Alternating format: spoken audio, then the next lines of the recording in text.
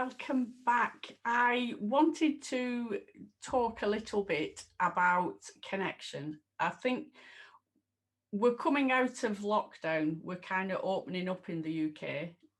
As I record this, it's the 27th of April 2021. As I was saying that, I was wondering what if I listen to this back in 5 years' time, where will I be? That's quite an interesting thing. I don't know why that just suddenly flicked through my mind as I was saying that. But this is sometimes how it works with me when I'm doing these lives or these podcasts. The topic of this is going to be around connection, and I thought as we're coming out of lockdown, it might be interesting to just explore the topic of connection with other people. We've been quite cocooned, a lot of us, for quite a long period of time, probably 12 months ish. Things haven't been normal, whatever normal is in the country that you're living. For me, normal was seeing clients face to face in a therapy room. Being normal was spending time with friends and family, sleeping over, traveling to go and see them, lots of things. And for 12 months now, probably over 12 months, I've not been doing that. Things are starting to open up. I have been to see my daughter who's recently moved away. But how are you feeling about that connection that maybe you've lost with somebody, and making that connection again? And what does it mean to make a connection with another human being? How do we communicate with each other? What's that relationship about? And I just thought I would explore that for a while. One of the things that we can do as human beings is build up a persona around a person. We kind of make up a story around, ourselves. Who am I? Who am I going to project into the world, and what do I want people to see?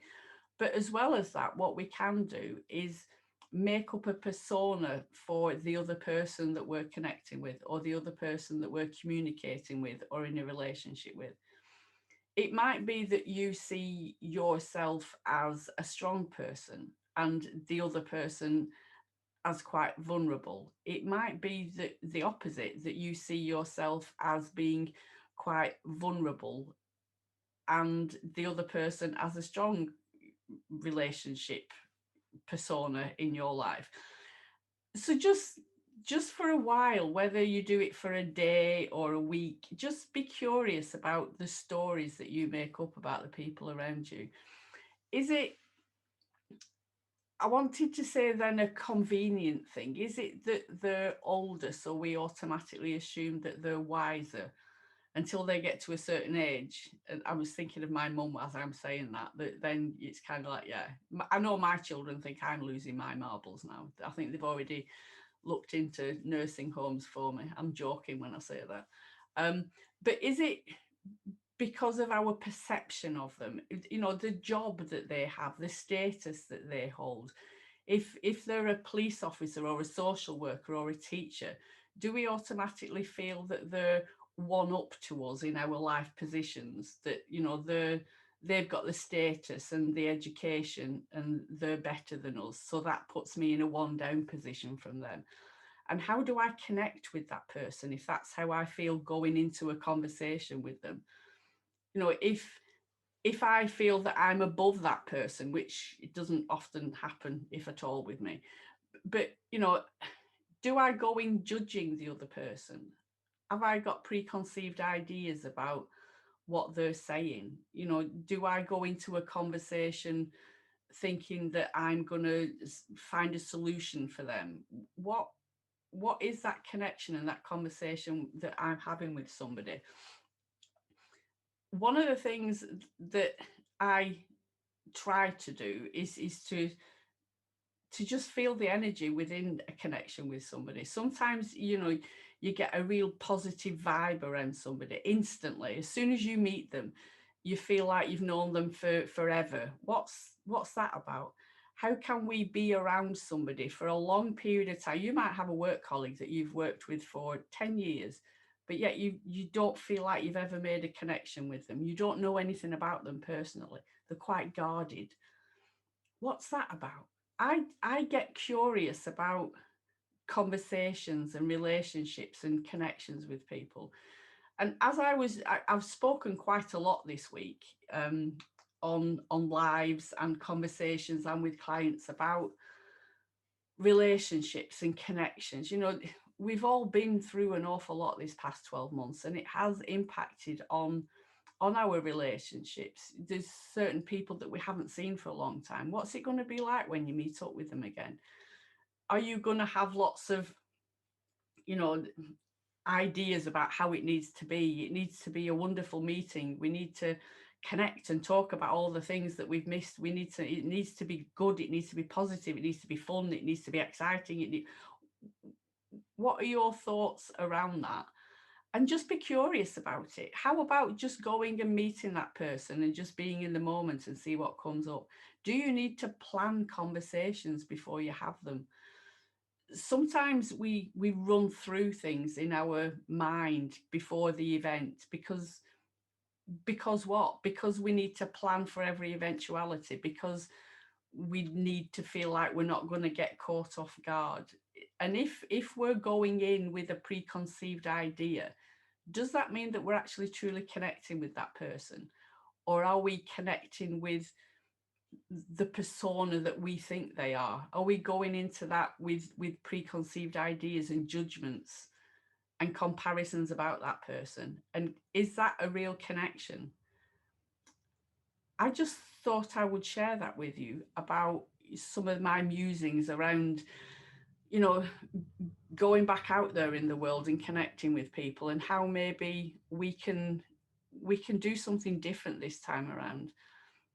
We can look at not just hearing the words of how we communicate with somebody, but look at how we project out, and how we filter what we receive. Do we focus on the words that are being said to us rather than the feeling that we're getting from that person? That, yeah, just be curious. It's nice to be in the here and now. It's nice to be neutral. It's nice to not plan a conversation, to just see how it goes. How do you feel with silence as a form of connection? That, I'm not sure how I feel about that. um i like I like talking, as you can probably tell, but quiet can sometimes be a bit unnerving for me. I think there's something in my past and in my life script that silence wasn't good. As a child, I can remember needing to fill silence with something because it always unnerved me a little bit. What's that about? Can I sit in a room without talking to somebody, and what would that feel like for me? So I'm going to commit to just exploring this over the next few days and weeks and see how I communicate with people. Whether I have a story about them, whether I have a story about how it's going to pan out and the topic of conversation, and is it my responsibility to make sure that the other person feels okay in that connection, and all those sorts of things. So I invite you to just be curious about how you communicate with people, how you listen to the other person. There's a wonderful chap called Michael Neal that I follow. I've done quite a few of his online courses, and I do like him. I'm sure I've spoken about him in the past. But he says to listen like a rock with ears. I'm not sure what that means. Um, yeah, I'm not sure what that means. Feel free to email me, jackie@jackiejones.co.uk, if you know how you can listen like a rock with ears. Yeah, it befuddled me when I read it, and it kind of still befuddles me now. I'm not sure how that is. But anyway, I shall go and muse over that. Enjoy this episode. If you've got any questions, feel free to contact me, and I shall be back very soon. Take care.